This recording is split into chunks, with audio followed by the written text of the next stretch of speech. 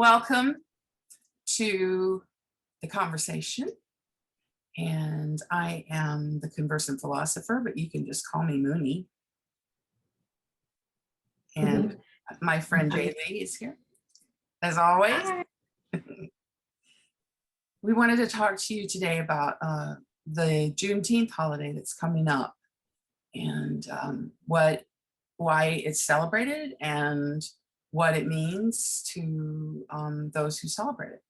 So now my understanding, first of all, I should say that I never knew about Juneteenth until probably like maybe 20 years ago. I'm 60, so I never knew about it. I had no knowledge that there was anything like that. And that was strange, but also strange is that my son, he's going to be, I guess he'll be 38. He didn't know about it either. Both of us had kind of the same experience, that we never learned about it in school. It wasn't spoken of. It wasn't announced. We didn't know about it. And it's to celebrate the absolute freedom of slaves in Texas. And I believe that's what started it all.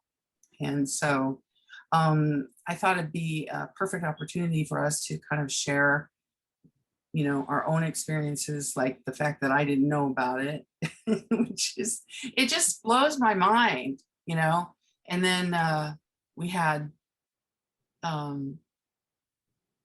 president for 4 years who was trying to whitewash our history. And what I think is that it's time for us to embrace the truth. As Americans, we need to embrace the truth, even if it doesn't feel good, And anyway, so Jaylee, do you want to tell us a little bit about your own experiences related to Juneteenth and what you think about? And I also wanted to share before you start. Before we got going here, I was telling Jaylee about an article that I read about a plantation in North Carolina that was planning to celebrate Juneteenth by reenacting the time period following the Civil War and talking about how hard it was on white people. And this is so tone deaf and stupid. It's beyond the pale. I say that kind of tongue in cheek, but seriously, they need to stop thinking that way. It's just, I think it happens because nobody in the white community likes to take responsibility for the things that have happened in this country. And, some of them will say, well, that was a long time ago. Well, so it doesn't mean it didn't happen, So, anyway, you go. Well, I first discovered Juneteenth when I lived in my hometown. I think I was in high school, maybe a little bit after high school, around 18, 19 years old. I never learned about Juneteenth in high school or middle school, and I took African American history. I know, crazy, right? I was a little bit older when I first discovered the holiday, and I remember going to my very first celebration in my hometown. They had a little festival at the park, which was located somewhere near downtown, and they had free food, they had musical performers, they had a couple of speakers who talked about the importance of Juneteenth. And so that really was the start for me in terms of celebrating the holiday. So years forward, I started going to community celebrations. And every year I would find somewhere to go and celebrate that holiday. I really didn't, however, celebrate the holiday on my own, meaning I really didn't just barbecue and at my own house. I found community to celebrate the holiday with instead.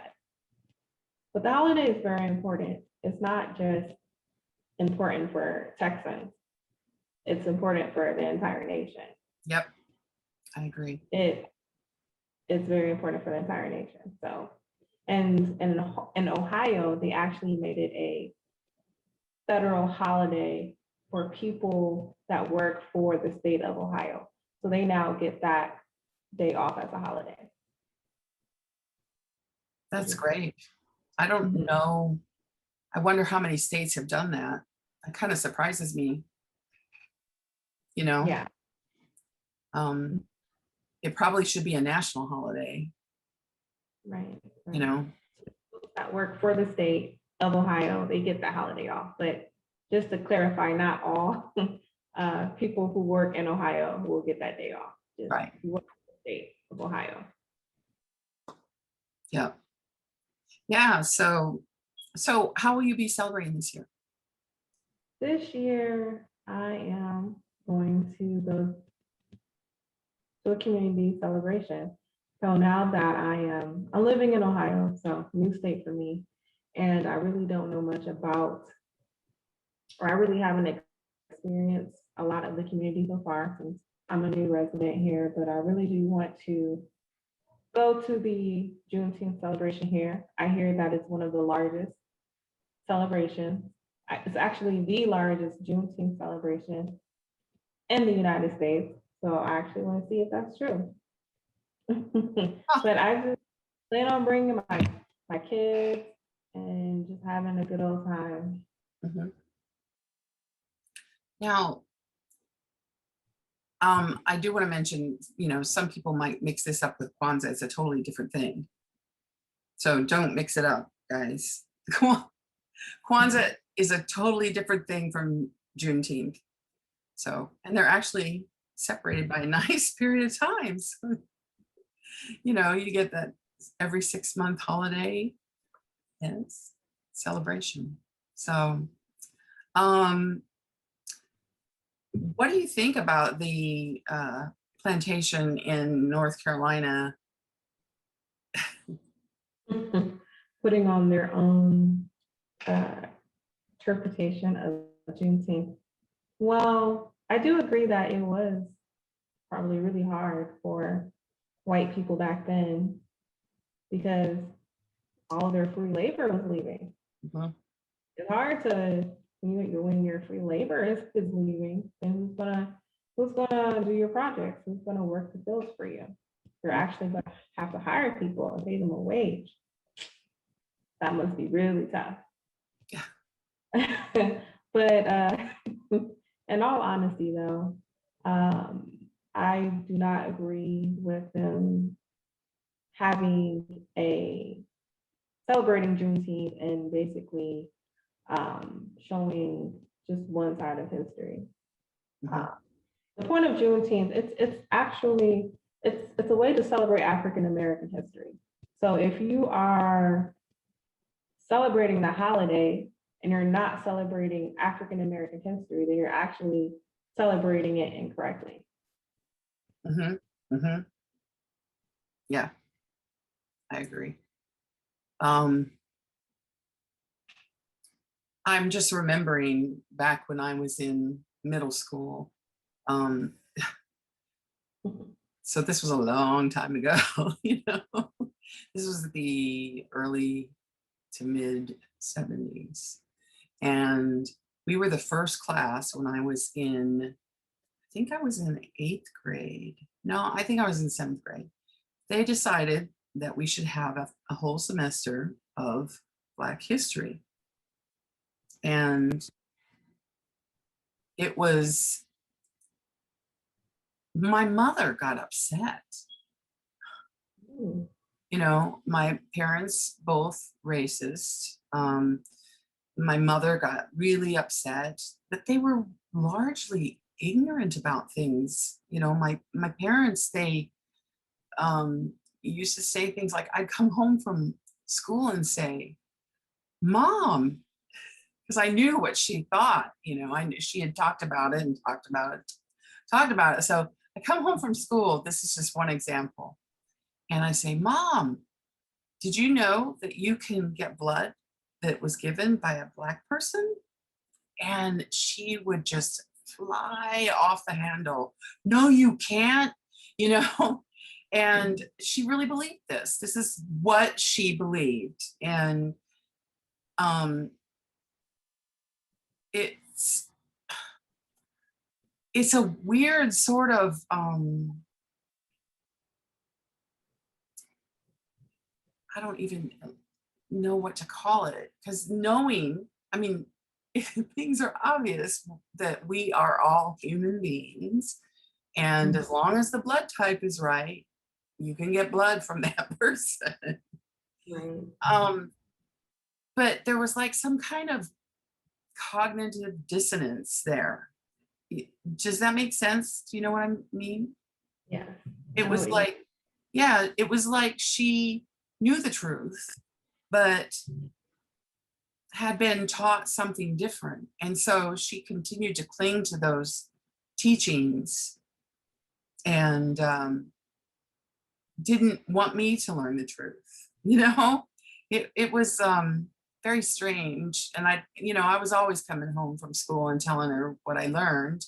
And that semester was a very strange semester in my house because she was always freaked out by what I was learning, you know, and I'm glad that we had that, but it wasn't enough. You Mhm. know, it was not enough. One semester of Black history, it needs to be woven into education, you know, Native American history, Black history, um, Asian Pacific Islander history, you know, um, Mhm. all the different types of people that worked to build the United States. You know, um, it shouldn't be just, you know, sort of cordoned off in this little place, and now you've learned it, so let's go, let's move on. It's it's our history. It's all of us. It's our history, and Right. we should want to know more. And going off of that, yes, a lot of times in schools, they will designate a semester or a month or even a week, sadly. And when Ugh, they Black history, it's basically teaching about Martin Luther King, Rosa Parks. Um, Sometimes they'll talk about the Underground Railroad, what slavery.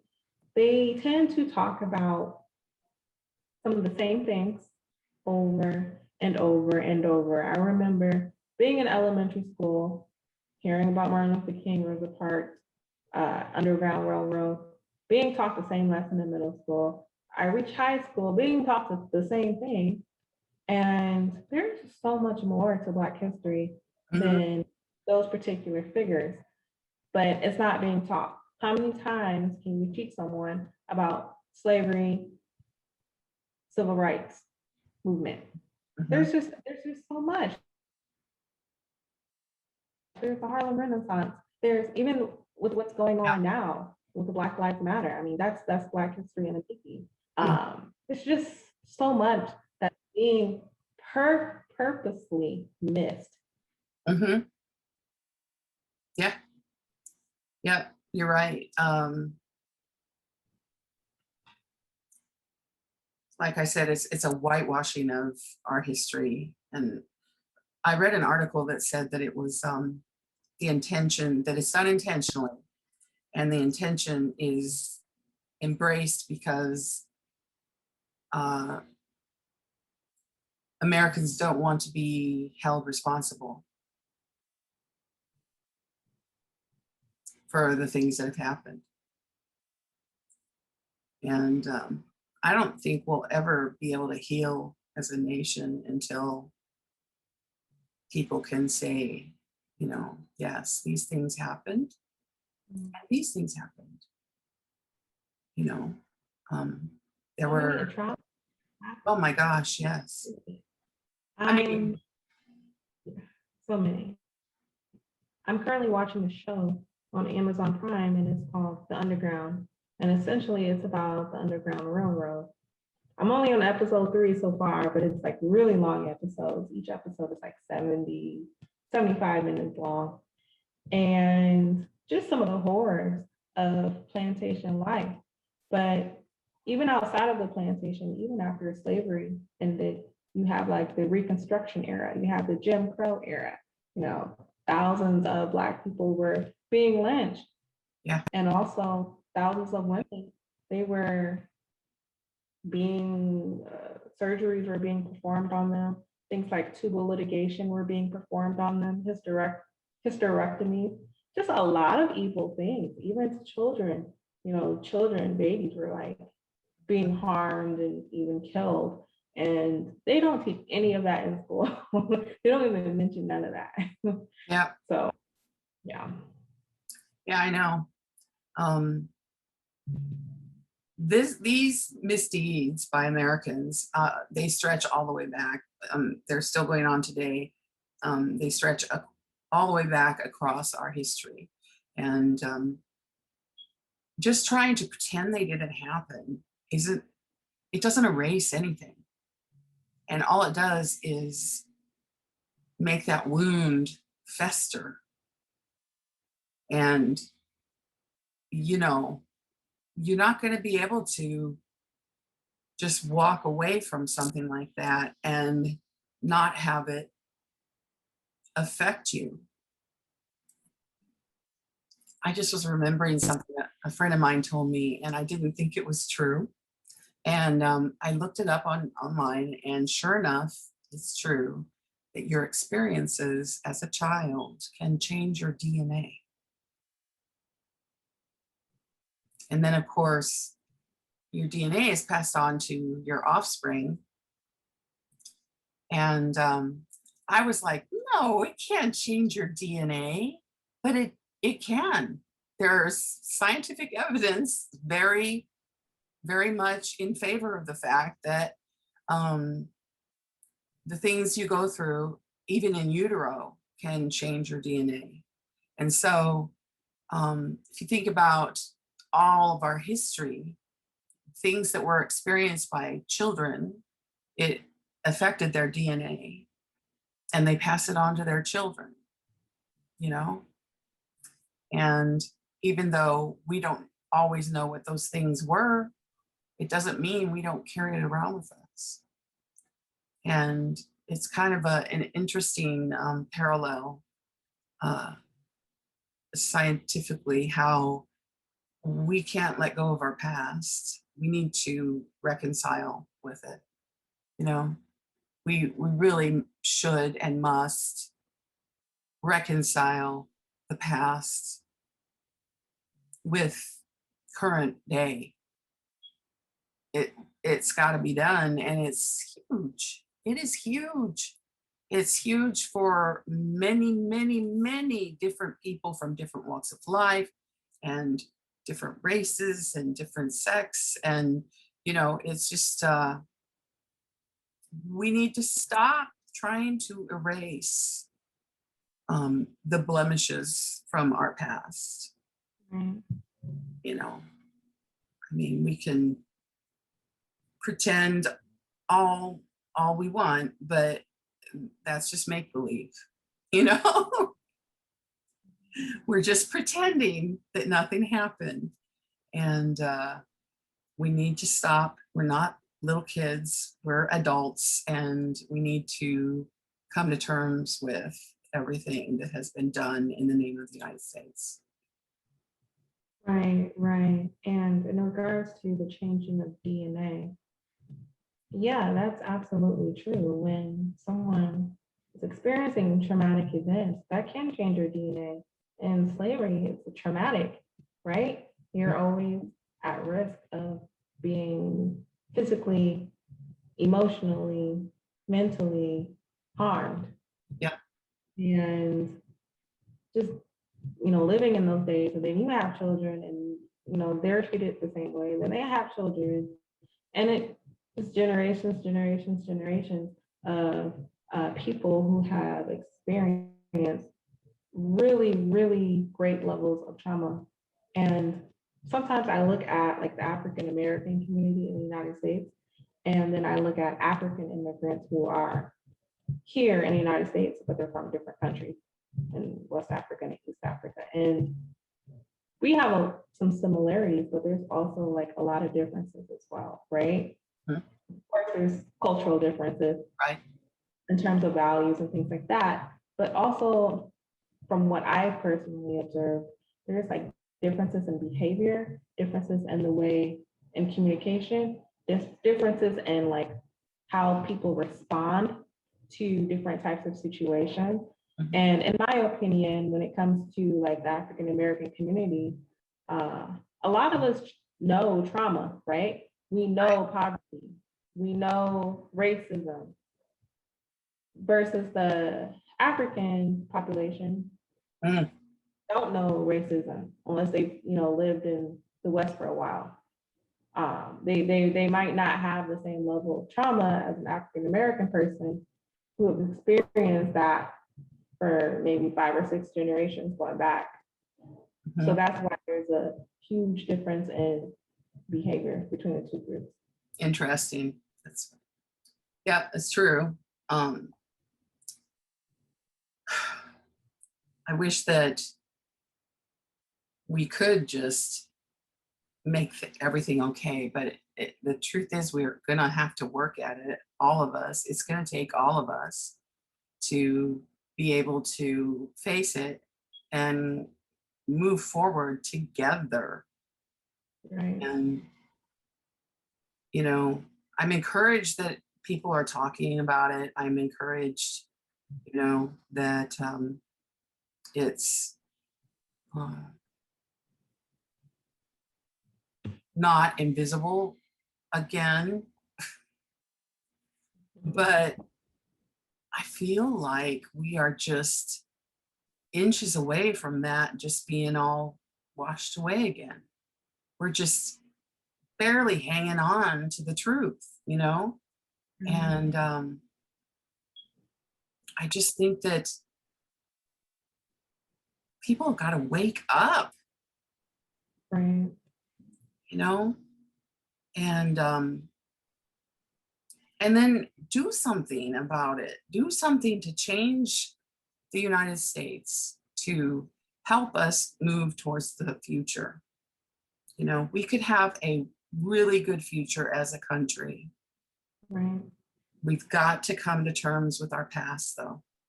We have to. You So know, if you think the audience, like one takeaway from today's conversation in regards to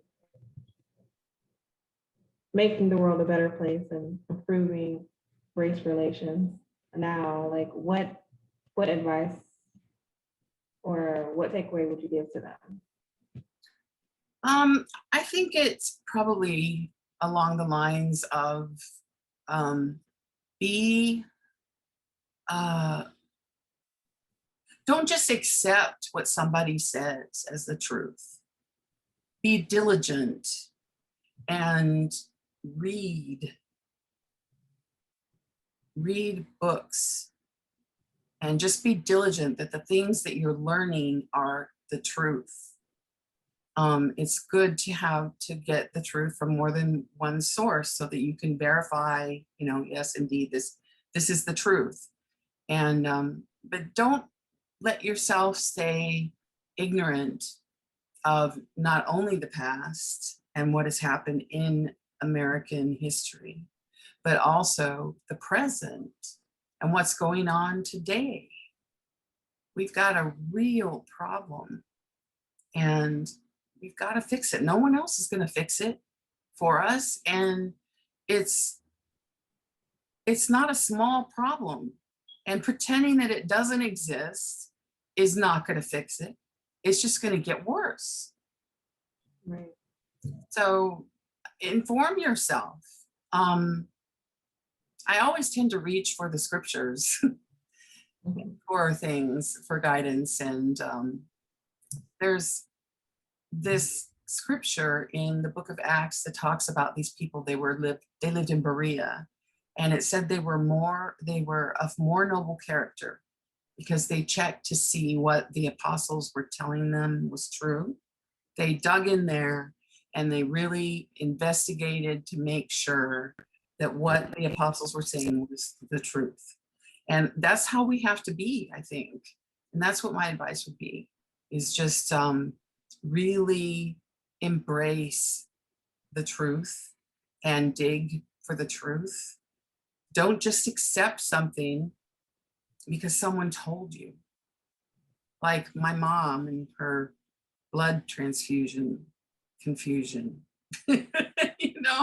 I mean, don't just accept something if you have an inkling that it might not be the truth,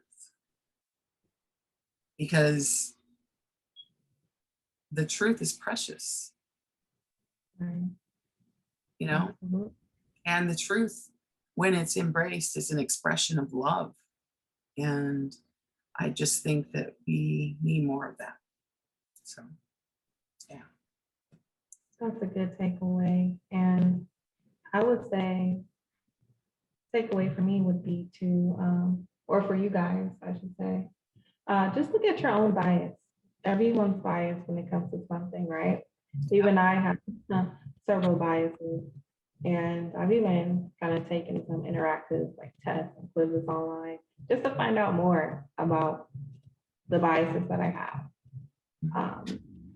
So just examine your own biases and figure out, okay, this is what I'm biased against. Or this is what I have a bias towards, and what can I do to kind of like learn? What can I do to learn more about a certain group of people or a certain category of this or that? Yeah, I may have a bias towards this, but let me learn more. Let me be more informative of what's going on. Don't let your bias get in the way of you being informed and you being knowledgeable of what's going on in the world around you. Mhm. Yep. Yeah. Embrace the truth. The truth is good. It's good to know it. It's Yeah. better than knowing a lie. Yeah. I mean, who wants to know a lie when the truth is there? Yeah. So yeah.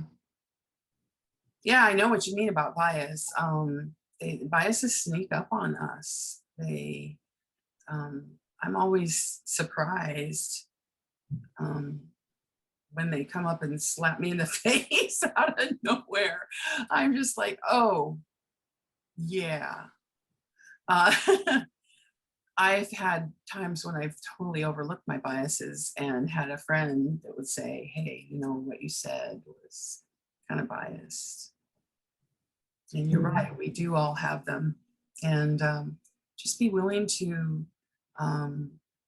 share with someone if you know a person, if you know them well enough and they're your friend and they mess up, be a good enough friend that you can tell them, hey, this is what I saw. And, maybe that was a little biased.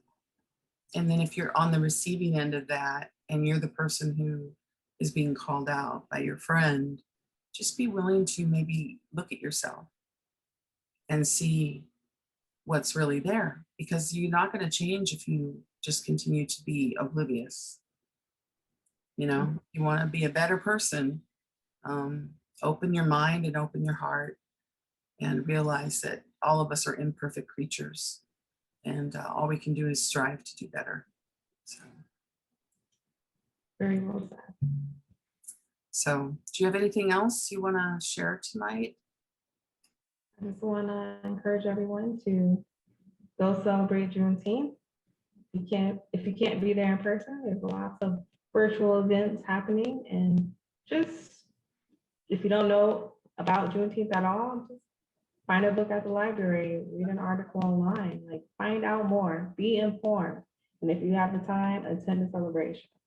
Yep, I agree. All right, well, guys, happy Juneteenth. Here's to freedom, and we'll talk to you next time. So be sure to subscribe and join the conversation. All right, peace. Peace.